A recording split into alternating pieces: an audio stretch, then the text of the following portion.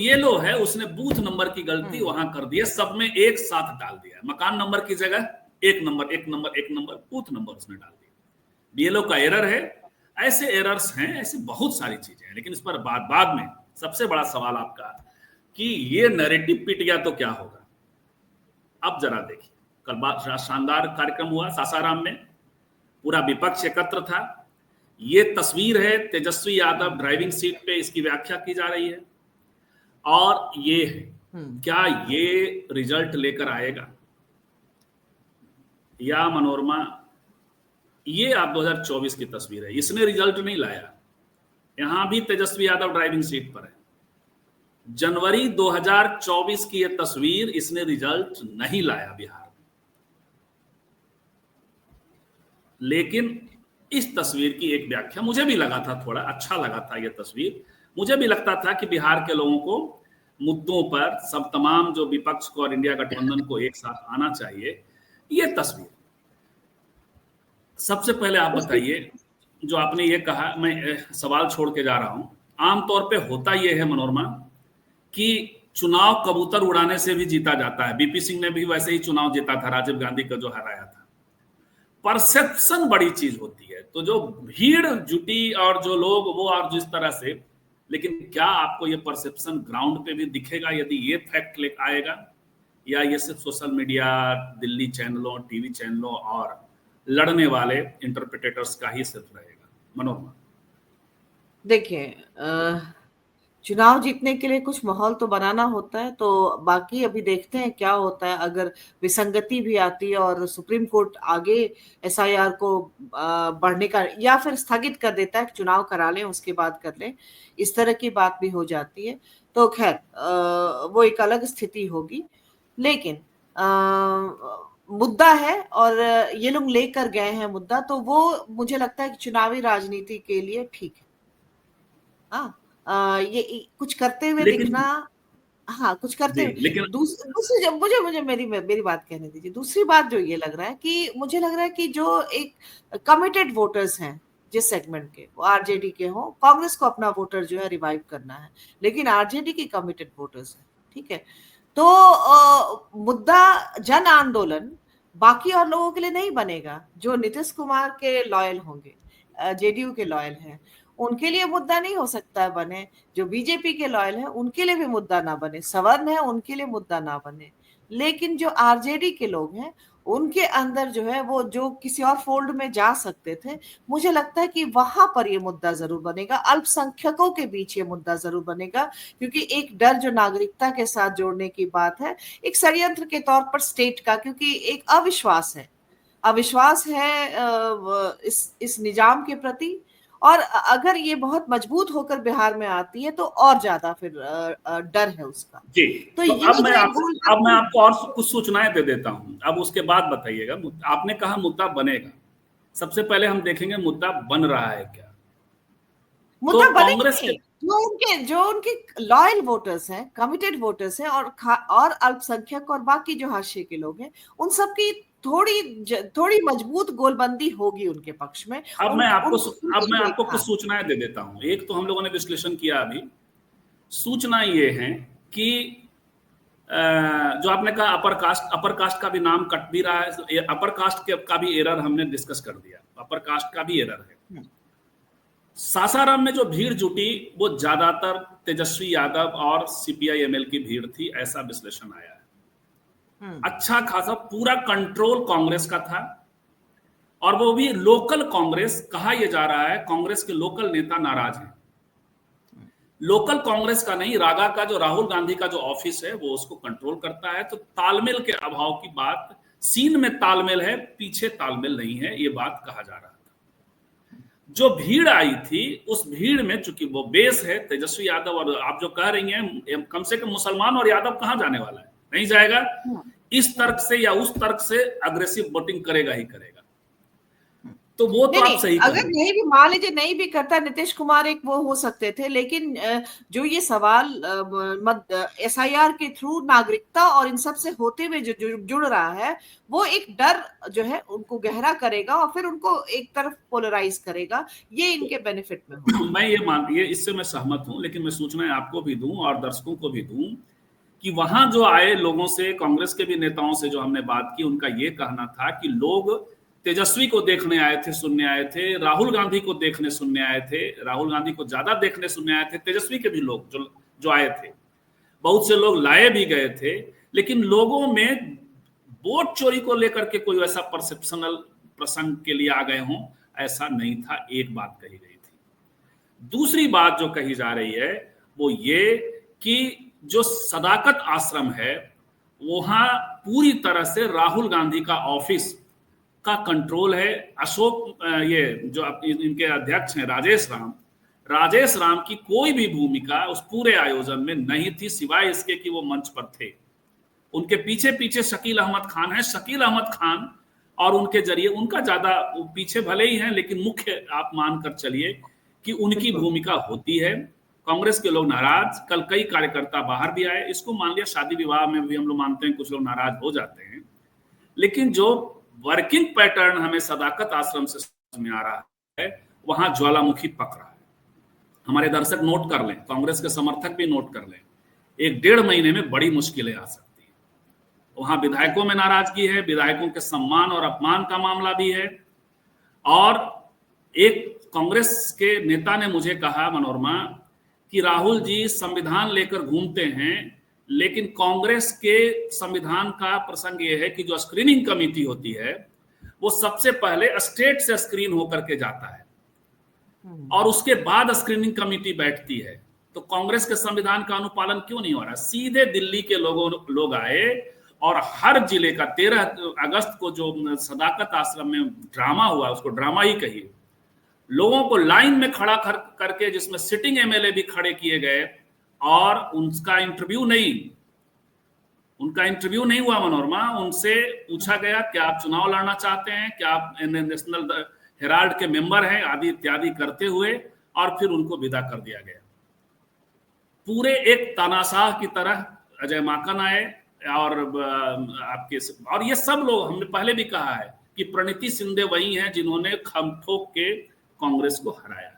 तो एक ऐसा कांग्रेस जो राहुल गांधी के चेहरे और बढ़ती हुई क्रेडिबिलिटी के आधार पे, हालांकि राहुल फंक्शनली, वहां मैंने बता दिया कि क्या हो रहा है, क्रेडिबिलिटी के आधार पे क्या आपको लगता है कि जो आप कह रही हैं कबूतर उड़ाना और नरेशन बनाना वो हो जाएगा?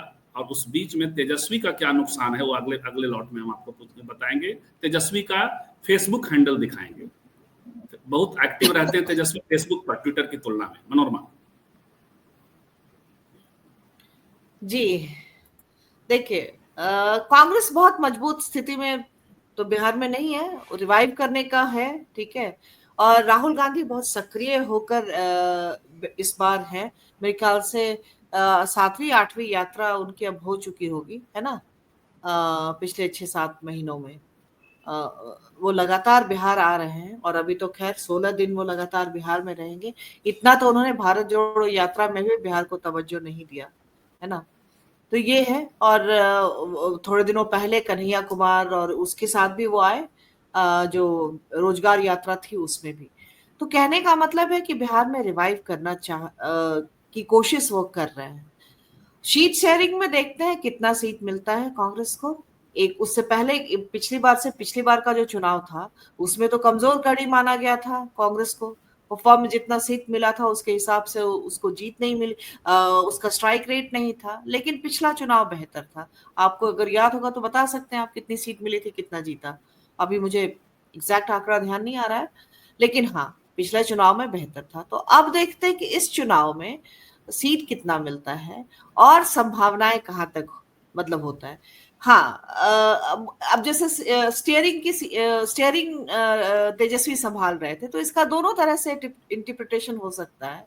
एक है कि जैसे आप भी बोल रहे थे कि वो ड्राइवर के तौर पर है या फिर मतलब सारथी के तौर पर है, किस तरह से है, ये महत्वपूर्ण है। या फिर मतलब कंट्रोल, नियंत्रण उनके पास है। ये दोनों चीजें हैं। तो मुझे लगता है मतलब इंटरप्रेट करने वाले दोनों तरीके से इंटरप्रेट कर सकते हैं।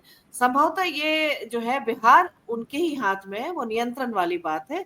और वो जो है मतलब उस रास्ते में जो नेविगेट करना है, उसमें महागठबंधन के स्तर पे जो है मजबूत दावा हो, मुझे लगता है कि इसकी कोशिश ज्यादा है। हालांकि कांग्रेस की अपनी विसंगतियां हैं, उसका नुकसान होगा अगर इसको जल्दी दूर दूर नहीं करते हैं। ये तमाम तरह की बातें जो है वो चिंता में डालने वाली। अगर कोई लोग जो है सकारात्मक हो रहे हैं और इसको लेकर के एक मतलब बड़ा आंदोलन की तरह से और कांग्रेस की बड़ी सफलता के तौर पे देख रहे हैं, तो ये चीजें सच में चिंता डालने वाली है।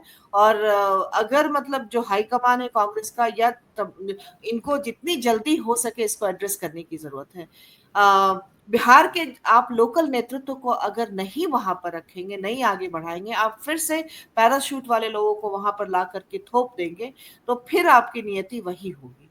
और मान अब बहादुर जी कुछ कह रहे हैं, मान बहादुर जी कुछ कह रहे हैं, हम लोग उनका लेंगे अभी जी। हाँ ठीक है। और दूसरा और ये है कि मुझे लगता है 16 दिन बीतने के बाद 16 दिन क्या, 5 दिन बीतने दीजिए, 5-6 दिन के बाद चीजें और थोड़ी स्पष्ट हो जाएंगी। अगर दोनों के बीच में इस चीज को लेकर के क्या असुरक्षित महसूस कर रहे हैं तेजस्वी यादव, अगर कांग्रेस अपना जो है बढ़ाने के उसमें है, तो फिर तेजस्वी यादव बिल्कुल बिल्कुल असुरक्षित महसूस नहीं कर रहे हैं मनोरमा। मैं वही कह रही हूँ कि क्या 5-6 दिन पार्टी के बाद वो महसूस करेंगे, मैं ये बात कह रही हूँ। पार्टी उनकी जरूर कर रही है। पार्टी के भीतर ये चर्चा है कि कोऑर्डिनेशन का अभाव है, कांग्रेस की ये पुरानी आदत है। ये कांग्रेस पार्टी के शीर्ष नेताओं की चर्चा मैं बता रहा हूँ। और ये जो है पूरा का पूरा हाईजैक करने की कोशिश है, कोई कोऑर्डिनेशन नहीं है, ये सारी बातें हैं। हालांकि आमतौर पे ये भी होता है कि जो रागा का ऑफिस है, कोई भी बड़ा लीडर आएगा, यदि मोदी जी भी आएंगे तो ऑफिस तो वहां से बहुत सारी चीजों को कंट्रोल करता है, लेकिन बेहतर कोऑर्डिनेशन का जो मामला है, अब तेजस्वी कहाँ ट्रैप हो गए हैं वो आपको दिखाता, वो हम अपने दर्शकों को भी दिखाएं जी। चलिए देखते हैं। हम लोगों ने बहुत पहले से भी इंडिया गठबंधन के दौरान भी हमने कहा था कि इनको साथ आना चाहिए, पूरा इंडिया गठबंधन को साथ साथ आयोजन करना चाहिए। और राहुल गांधी को अकेले यात्रा पे जो निकल गए थे, वो दूसरी यात्रा जो थी भारत जोड़ो, वो नहीं करना चाहिए था, साथ करना चाहिए था। तो दिखाई तो पड़ रहा है कि साथ हो रहा है, यानी दीपंकर हैं, आप देख रही हैं। हालांकि दीपंकर सासाराम में तो हैं, लेकिन दीपंकर इस सीन में नहीं है। इसमें मुकेश सहनी आपको दिखाई, मैंने दीपंकर को बोलते हुए नहीं, कुणाल को सुना था मैंने, कॉमरेड कुणाल को दीपंकर जी ने बोला था, लेकिन जी, लेकिन इस शो में आप देखिएगा भीड़ माले की है, भीड़ आरजेडी की है, यहाँ थोड़े कांग्रेस की भी है, अच्छी खासी तैयारी कांग्रेस ने की है, पूरी ताकत झोंक रखी थी, तो ये है। लेकिन खैर कहाँ ट्रैपिंग है, हम लोग कहते थे साथ आइए, लेकिन साथ आने का अर्थ ये कतई नहीं था कि साथ आते हुए भी परसेप्शन और एजेंडा अपना छोड़ दे। अब आप देखिए फेसबुक तेजस्वी यादव का, मैं देखकर हैरान हूं कि ये क्या हो रहा है, और क्या इसके साथ यदि तेजस्वी जी या आरजेडी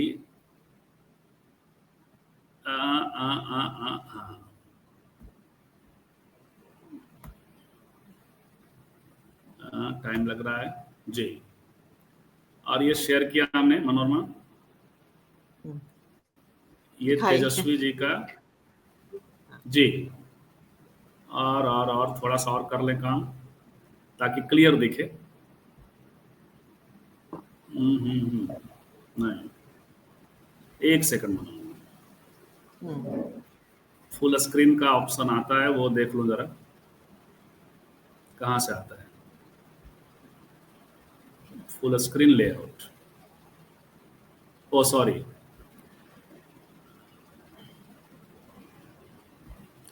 खैर तेजस्वी यादव का जो ये पिछले 5 दिनों से लगातार तेजस्वी यादव का, यदि आप लोग देख पा रहे हो, मैं चला रहा हूं, वैसे थोड़ा थोड़ा दिख रहा होगा, थोड़ा स्लो रखिए, थोड़ा स्लो रखिए ताकि ये देखिए उसे पढ़ सके। ये SIR का वीडियो है, ये आज जा रहे हैं संवैधानिक हित को बचाने के लिए, यात्रा पर हैं। वोट चोर गद्दी छोर, ये आज के सारे वीडियो हैं। 18 घंटे के वीडियो ये हैं, ये पोस्ट हैं 19 घंटे। पीछे आप नीचे नीचे चाहते जाइए, आपको पिछले 5 से 6 दिनों का ही मैंने देखा है। वैसे पिछले 5-6 दिनों में सिर्फ और सिर्फ वोट चोरी की घटनाएं, एक कृष्ण जन्माष्टमी की शुभकामनाएं, और एक पोस्ट सिर्फ बिहार ये में एक जगह जो बाढ़ है, बाढ़ को लेकर। 15 अगस्त को बेरोजगारी से आजादी का एक वीडियो लगा हुआ है, बाकी बेरोजगारी है का ये है।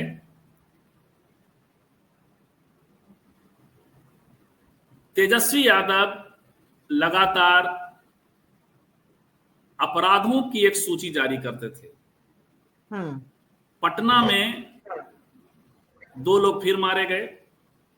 पटना में कुछ एनकाउंटर्स हैं, एनकाउंटर्स इन द सेंस कि वो पैर में गोली लगने और आदि की घटनाएं हैं। ऐसा लग रहा है कि बिहार सुशासन की ओर चला गया। तेजस्वी यादव के यहां से ये सारे आंकड़े, ये सब कुछ गायब हैं। सिर्फ एसआईआर और इस वोट चोरी और वोट चोरी की कहानी आपके सामने हमने रखी। तो क्या आरजेडी और तेजस्वी यादव अपना लय, जो पिछले साल भर में उन्होंने एक नैरेटिव खड़ा कर दिया था कि जंगल राज नहीं, उसका टर्म उन्होंने अलग दिया था। और नए टर्म में बात करते कि मैं टर्म भी अब भूल गया, यदि पोस्ट पे होता तो हमें टर्म दिख जाता। तो जंगल राज की जगह वो ये नीतीश जी का जो जंगल राज है उसको दिखाने की कोशिश कर रहे थे। मंगल राज मुद्दे, महंगाई के मुद्दे, ये सब तेजस्वी यादव के फेसबुक पेज से गायब। मंगल राज का टर्म था ये, मंगल राज नहीं, कुछ और नाम था। तो मनोरमा, ये परसेप्शन के स्तर पे यहां आप देखिए कि वो कांग्रेस के आगे और खासकर राहुल जी के ऑरा के आगे, और राहुल जी का जो ऑरा बनाया जाता है उस ऑरा के आगे सरेंडर नहीं हो चुके। क्या ये नुकसान नहीं करने वाला है? क्या कांग्रेस ने खुद भी, कांग्रेस कुछ नहीं खोने वाली है, कांग्रेस का कुछ नहीं होने वाला है, लेकिन तेजस्वी यादव को क्या बड़ा नुकसान नहीं होने वाला है यदि आप नैरेटिव का पीछे छोड़ दें? मुझे लगता है कि तेजस्वी यादव शायद इस चीज को, जो लगातार इससे पहले भी बात करते रहे, 52 सीट था जिसकी वजह से सबसे लार्जेस्ट पार्टी थी पिछले चुनाव में, और उसके बावजूद जो है सरकार बनी इनकी, एनडीए की सरकार बनी। तो मत भूलिए कि चिराग पासवान उस वक्त अलग लड़े थे, इसको ध्यान रखिए। नीतीश जी डाउन हुए थे, चिराग के कारण बहुत सारी सीटें तेजस्वी को गिफ्ट हो गई। ठीक है, लेकिन इसके बावजूद भी ये भी सच है ना कि 52 सीट पर जो है हार जीत का फर्क सिर्फ 5000 वोट का था, ये था। तो ये एक बड़ा पॉइंट है जिसकी वजह से ऐसा कुछ तो नहीं अभी जो जिसकी ईवीएम के कारण बिहार में इस बार भी चुनाव में 5000 से 2500 का ही मामला रहेगा। और ये इसका वजह ये है कि जब ये कम्बो बनता है, ये अपने दर्शकों को भी बता दूं, आपको भी याद दिला दूं, जब ये कम्बो बनता है तो वोट परसेंटेज आसपास में होता है, 1-2-3% के आसपास से ही जीत हार होती है। मनोरमा, पिछले 2000 माने जब दोनों जिधर नीतीश उधर का मामला हो जाता है। अच्छा, लेकिन इसको अभी चूंकि ये एक मसला है और इसको साबित होने दीजिए कि हालांकि मतलब अगर 5 जो जितने वोट कटे हैं उसके हिसाब से आपको हर एक सीट पर, हमने इस बात की थी कि हर एक सीट पर जो है 21,000 के करीब की वोटों का फर्क आ रहा है। तो ये एक आंकड़ा है और हार जीत के फर्क में इसकी एक अहम भूमिका हो सकती है। ठीक है, अगर वो कम महिलाएं गायब हो रही हैं तो नीतीश जी को भी बड़ा नुकसान हो सकता है। हाँ ठीक है, तो चलिए इसकी बात तो, लेकिन अभी ये बात तेजस्वी यादव के लिए ज्यादा महत्वपूर्ण है ना कि 52 सीटों पर उनकी हार, अगर 52 छोड़िए, अगर उसमें से 20 सीटें भी उनको मिल जाती तो 20 सीट भी अगर हम हमेशा शत्रु पक्ष के, या उनके जो शत्रु पक्ष हैं, विपक्ष का शत्रु पक्ष यानी सत्ता पक्ष, हम उनके विश्लेषण में ज्यादा लग जाते हैं। आज हम उस पर कर ही नहीं रहे, वो चुरा ले जाते हैं, वो क्या करते छोड़ दीजिए।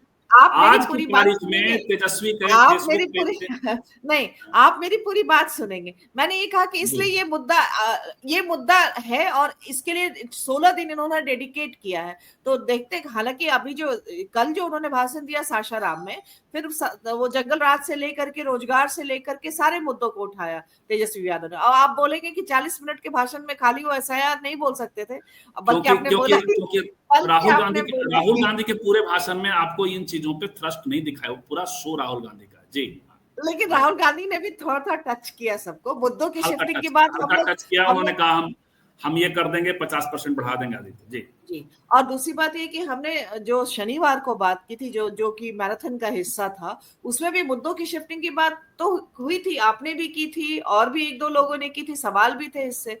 तो मुद्दों की शिफ्टिंग जो है वो एक डर है, और ये ज्यादा दिन अगर चला तो बहुत नुकसान होगा। अगर आप इस मुद्दे पर एक आंदोलन करना चाहते हैं, लोगों को जागरूक करना चाहते हैं, और तेजस्वी यादव के लिए इसका मतलब है 52 सीट हारने के बाद मतलब है। तो इसलिए मुझे लगता है कि वो इसी रणनीति के तहत इसको लेकर के आगे बढ़ रहे हैं। मुद्दों की शिफ्टिंग का उनको पता चल जाएगा।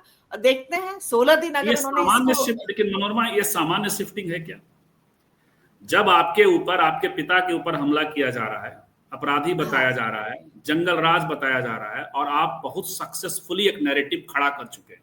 अजीत जी के प्रोग्राम में हमने ये रूपक गढ़ा था कि लड़ाई हो रही है, सेना एक रूट पे काम कर रहा है, जीत होने वाली है। एक सक्सेसफुल नैरेटिव खड़ा कर दिया कि नीतीश कुमार का फेलियर है, लगातार आप देखना है, ऐसा लग रहा है अचानक अचानक से सेना का रुख आपने मोड़ दिया। तो क्या दोबारा हाँ किसी भी मोर्चे पे इस नैरेटिव पे आना इतना आसान होता है? और ये जो कॉकस है, जो इंटरप्रिटेशन का कॉकस है, जो बैठ के इंटरप्रिटेशन कर रहा है, आज हमने भी आपको करके दिखाया, तो ये जो कॉकस है, इससे इतनी जल्दी मुक्ति संभव है 16 दिन के बाद? मनोरमा नहीं, तो यही यही बात है ना, उनके भी रणनीतिकार होंगे।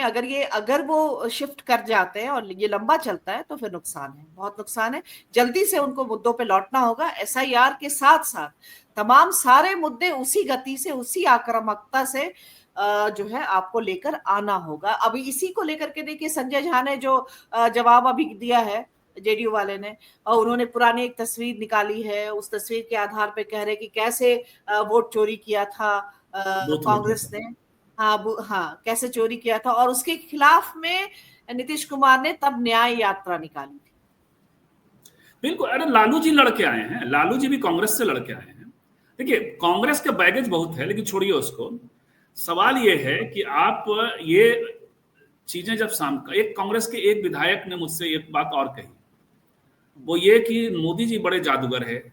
मैंने प्रशंसा में नहीं बोला, निगेटिव टर्म में बोला कि ये लोग बड़े जादूगर लोग हैं। ये ऐसा मुद्दा बना के रख दिया है कि पूरा ध्यान उधर चला जाए, जो महंगाई को लेकर, अपराध को लेकर के और तमाम चीजों को लेकर के जो प्रेशर बन रहा था, जनता के बीच में चीजें जा रही थी फेलियर की। एक तरफ नीतीश जी ने पूरी घेराबंदी कर ली है, पूरा किलाबंदी कर ली है, एंटी इनकम्बेंसी को कंट्रोल करने की कोशिश कर रही है, और ये जादूगर हम लोगों को वहां फंसा दिया है। हम वहां उसमें फंसे हुए हैं अब उसमें, और तब तक ही अपना निकाल लेगा। फिर जब चुनाव आएगा तो चीजें खड़ी करने में मुश्किल होती है। मनोरमा जी, लेकिन बिहार इतना आसान नहीं है। ठीक है, सब कुछ है, लेकिन इतना आने तो होता। तो अभी देखिए किस किस तरह के जो है वो मतलब जो बाधा दौर कहते हैं ना, मोदी के लिए ये फर्राटा रेस नहीं है। बिहार फर्राटा रेस नहीं है, बाधा दौर है। लगातार जो है बाधाएं आ रही हैं, चुनौतियां आ रही हैं। हाँ, चल देखते हैं बहुत ज्यादा। हाँ, बोला जाता है कि वो करते हैं, लेकिन इतनी इतना कमजोर चुनौती नहीं है वो, एकदम बराबरी का चुनौती है। तो वो हमने वो इसलिए हमने हाँ ये खतरा सत्ता पक्ष से ज्यादा विपक्ष के लिए है कि बराबर की चुनौती है। हाँ, ये तो खतरा ये सत्ता पक्ष के लिए कम है, क्योंकि सत्ता पक्ष मैनेज कर लेता है, अंत में चीजें हो जाती हैं। विपक्ष के लिए खतरा है कि ये बराबर बराबर का मुकाबला बन गया तो मुश्किल है, नुकसान हो जाएगा। हाँ, तो आप देखिए भाजपा ऐसे जो है वो अपनी जो स्ट्रेटेजिक मूव है, या जो भी चाल उनके जो मतलब जो भी उनका ट्रिक है चुनाव जीतने को लेकर, तमाम राज्यों में किया उन्होंने, सफल रहे। लेकिन आज तक बिहार में वो मतलब अपने बलबूते पर वो नहीं कर पाए हैं। जेडीयू जब तक जेडीयू के साथ ही डबल इंजन की सरकार बनी है, तो एक जो उनका ये सब बातें तो है, ये बिल्कुल है। इसमें भाजपा तो नहीं कर पाई, भाजपा बाद में क्या करेगी वो सब हम लोग जानते हैं। हम अपने दर्शकों को बताना चाहते हैं। बरसाती लाल वर्मा जी, कल हम लोग महाराष्ट्र और हरियाणा पे बात करने वाले हैं, राहुल गांधी किताब को लेके बहाने। तस्वीर जो है, जो सामने आती है, कुछ और भी तस्वीर होती है, हम लोग वो तस्वीर पेश करने की कोशिश करेंगे। हारने वाला पक्ष, याद करिएगा, नरेंद्र मोदी भी इसी चुनाव आयोग पर हमलावर होते थे 2014 तक। तब बीजेपी की उतनी पैठ नहीं होती थी, उतने कार्यकर्ता नहीं होते थे हर जगह। मुश्किलें तब बीजेपी के सामने थी, सत्ता पक्ष कांग्रेस के हाथ में था। मनोरमा, आप लगता है फ्रीज हो गई क्या? कुछ कमेंट्स ले लेते हैं जल्दी में, 44 मिनट हो गया। ये कमेंट था मान बहादुर यादव का जी। चुनाव आयोग को सरकार पद पर रहते हुए और रिटायरमेंट के बाद उसका भी फर्ज सरकार के प्रति बनता है, जो हो सके वही कर रहा है। ये एक नैरेटिव है। इस नैरेटिव के अलावा भी देखिए, सरकार के अलावा यदि इस पर देखिएगा मान बहादुर जी, तो मनोरमा, कांग्रेस ने कभी चुनाव आयुक्त को राज्यसभा, ये कहते हैं बीजेपी वाले, राज्यसभा भी भेजा और मंत्री भी बनाया। पोस्ट रिटायरमेंट मलाईदार पद भी दिया और सब कुछ हुआ मनोरमा, पूर्व चुनाव आयुक्त को। आप नहीं सुन पा रही हैं जो मान बहादुर जी कह रहे हैं, तो पुराना इतिहास है। थोड़ी देर के लिए चुनाव आयोग सरकार पद पर रहते हुए, तो हाँ, ये कह रहे हैं कि चुनाव आयोग को सरकार पद पर रहते हुए, ठीक है, लेकिन इसी तरह से जो है आप देखेंगे टीएन सेशन भी उन्हीं के समय में थे, और फिर बाद में जो है लिंगदो जैसे जो है एकदम एक निष्पक्ष जो चुनाव आयुक्त की छवि बनती है, उस तरह के काम करने वाले भी रहे। चुनाव आयोग की ताकत सबसे पहले टीएन सेशन के समय में मालूम चली थी। उसके पहले चुनाव आयोग काम कर रहा था, लेकिन टीएन सेशन ने उसको एक अलग उसमें जो है ज्यादा फंक्शनल, ज्यादा स्ट्रिक्ट, ज्यादा उस तरह से करके दिखाया, प्रोएक्टिव। ये भूमिका जो है टीएन सेशन के बाद से, चुनाव आयोग उसके पहले भी काम करता था। तो दो चीजें थी, एक या तो मतलब वो संस्थाएं जो है उस तरह से काम नहीं कर रही थी, या फिर ये था कि मतलब बहुत ज्यादा प्रचार उनके काम का नहीं होता। दो बातें हो सकती थी, या सरकार के साथ सिंक होकर के इन सिंक होकर काम करती होंगी, इस तरह की चीजें बहुत ज्यादा। मेरा मानना यह रहता है, व्यक्ति की भूमिका तो होती है, चाहे आप कितना भी साउंड प्रूफ व्यवस्था बना लें, वहां व्यक्ति बैठे हो। तो संविधान सभा में डॉक्टर अम्बेडकर कहते हैं कि यदि बरतने वाले लोग, सत्ता में ऐसे लोग आ गए जो संविधान, इस अच्छे संविधान को भी खराब तरीके से उसका ये इस्तेमाल कर ले जा सकते हैं, बरतने वाले की तो होती है। लेकिन मैं एक चीज भूल जाऊंगी, बस मैं जोड़ दे रही हूँ। मुझे ये लगता है कि जो वोटर्स का एस्पिरेशन बढ़ा, और आप देखिए ये उसके पहले वाले वोटर्स थे जिसके वक्त में जो नेहरूवियन एरा और वो सब चल रहा था, लेकिन जब पोस्ट मंडल और उस तरह के बाद का एरा आता है, जब ये लोगों के अंदर जो वोटर होता है, एक पूरी तरह से अपराइजिंग होती है उस तबके में वोट करने को लेकर, जो लालू जी के साथ शुरू होता है। तो मुझे लगता है कि वो भी एक जो है अपने वोट देने के अधिकार को लेकर जो जागरूकता हुई, उसने भी इन चीजों को थोड़ा मतलब उसकी चुनाव आयुक्त की भूमिका या चुनाव आयोग की भूमिका को लगातार खबरों में रखा, लगातार उसमें, क्योंकि ये चीजें जो है शिकायतें दर्ज की। मेरा ये मानना है कि सिस्टम जितना साउंड प्रूफ होगा, स्ट्रक्चर जितना साउंड प्रूफ होगा, जो ड्यू प्रोसेस की बात संविधान सभा में है और ड्यू प्रोसेस की बात हमारे मित्र विनय ठाकुर करते हैं, ड्यू प्रोसेस के साथ होगा, तो गलतियां और खराब इरादे भी चेक होंगे। चुनाव आयोग के साथ ये एक अच्छी बात है। आयुक्त डरता है मोदी से, लेकिन जो सेटअप है वो सेटअप पूरी तरह से, क्योंकि एक मास लार्जर स्केल का काम है। कल बड़ी अच्छी बात है, वो वीडियो खूब घूम रहा है कि आधार कार्ड से जोड़ देते और मास बैठ करके कर देते और उसको थिक कर देते। उसमें इनकरेक्शन की भी स्थितियां ज्यादा हो सकती हैं, काट के निकाल देने का। मास एक्शन है ये, डीएम लगे हैं, एसडीएम लगे हैं, बीएलओ लगे हैं, जिम्मेवारी नीचे तक की है। मास एक्शन ज्यादा अच्छा काम करता है। गड़बड़ियां लेकिन हैं। लेकिन यहाँ पर ये जो अभी राहुल गांधी कर रहे हैं या विपक्ष बिहार में कर रहा है, ये मतलब कि चेक पॉइंट तो लगाएगा, ज्यादा ज्यादा जो अलर्ट तो करेगा सिस्टम को, तो वो कर चुका है, हम एक, वो हाँ तो कर चुका है, इसका एक्यूरेसी, तो फायदा हम हुआ। एक्यूरेसी के ऑलमोस्ट मतलब बहुत नजदीक पहुंचेंगे एक्यूरेसी के। बिल्कुल, उसका फायदा ये होगा, हम आप सब सजग हैं। यदि हमने भी अपने देखे 10 लोगों से दिखवाए, तो उसका योगदान तो विपक्ष को और राहुल जी को जाता ही है। मुद्दा उठ रहा है, सजगता तो जरूरी है, सावधानी हटी तो दिक्कत होगी। मान बहादुर यादव कह रहे हैं कि स्क्रीनिंग कमेटियां कांग्रेस की सत्ता लोलुपता है, भीतर घात के लिए कितनी जगहों पर दिखा चुकी है, उन्हें तवज्जो नहीं दिया गया। उसका कारण एक यह भी हो सकता है। बिल नहीं, स्क्रीनिंग कमेटी का जो बिहेवियर है, जिन लोगों को शामिल किया है मान बहादुर साहब, जो क्यों प्रणीति शिंदे को किन लोगों ने लाया, जिन्होंने अपने क्षेत्र में कह करके, कल महाराष्ट्र पे बात करने वाला हूं, कह करके अपने क्षेत्र में प्रणीति शिंदे ने हराया है, और वो यहाँ के स्क्रीनिंग कमेटी में कोई जनाधार नहीं है इमरान प्रताप गढ़ी का। सिर्फ वो इसलिए लाए गए। हम लोग कई बार मजाक में कहते हैं, एक कांग्रेसी ने मजाक में कहा कि उनको 3 लाख रुपए हर प्रोग्राम के लिए देना पड़ता था, तो पार्टी ने उनको राज्यसभा भेज दिया। तो बिना जनाधार का नेता अजय माकन, जो 5000 वोट भी नहीं ला पाते दिल्ली में, ये सब स्क्रीनिंग कमेटी में थे, और जनाधार वाले नेताओं को इन्होंने अपमानित किया 13 तारीख को। मैं इसकी बात कर रहा हूं। तो ये जो संकट है वो कांग्रेस का संकट है, लेकिन वो राजद का संकट ना बन जाए, ये बेहद जरूरी है सतर्क रहना। तेजस्वी के लिए चुनाव आखिरी चुनाव की तरह भी हो सकता है।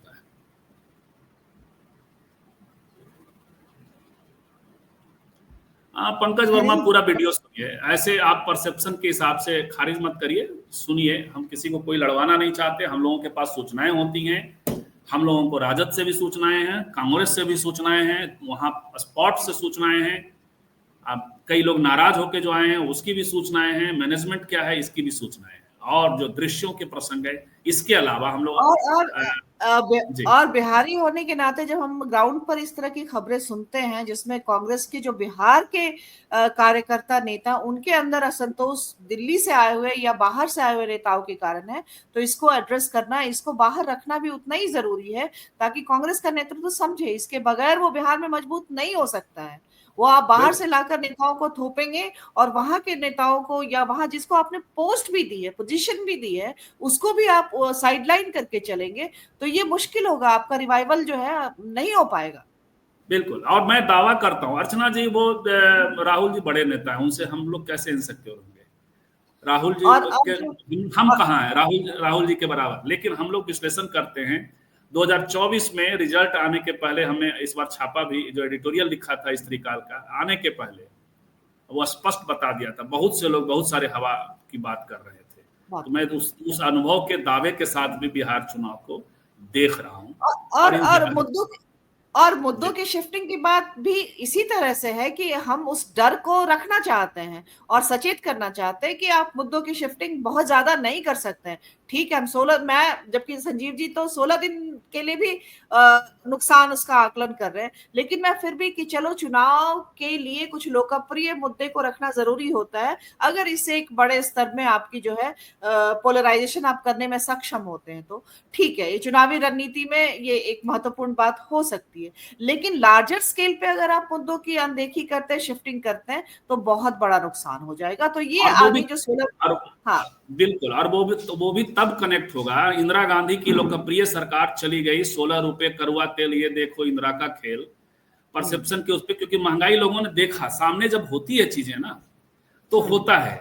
लेकिन यदि ये 65 लाख का आया, रियल ढंग से चीजें यदि नहीं हुई, 17 लाख महिलाओं को तो जरूर जुड़वाइए, विपक्ष का सबसे पहला काम है, वो बहुएं हैं, कहाँ हैं देखिए, क्यों काटा जा रहा है उनका।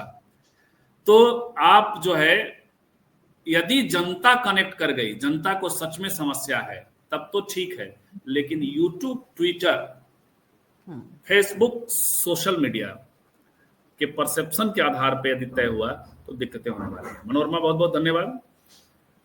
होता यह है कि इस शो में कि मनोरमा को हम लोग बात करेंगे, लेकिन हमारा जो गेस्ट है उसको इसलिए कम बोलने का अवसर कम मिलता है कि इस शो में बहुत सारी चीजें, जैसे आज हमने आंकड़े रखे, बहुत सारी चीजें रखी, तो एक वजह होती है कि हम थोड़ा सा, कई बार हम अपने दर्शकों को भी लगता होगा कि संजीव चंदन ज्यादा लाउड बात कर रहे हैं, लेकिन जो मुझे बोलना था, जो मुझे हाँ। बोलना था मैंने बोला, बल्कि बीच में आपको इंटरप्ट करके बोला कि मुझे अपनी बात खत्म करने दीजिए। तो ऐसा नहीं है कि मैंने मैंने मेरी सिर्फ कोई ये बात इसलिए कहा कि जब एक स्त्री और एक पुरुष सामने बैठकर बात करते हूँ तो, और स्त्री काल है, तो परसेप्शन के स्तर पे ये भी नहीं जाना चाहिए कि पुरुष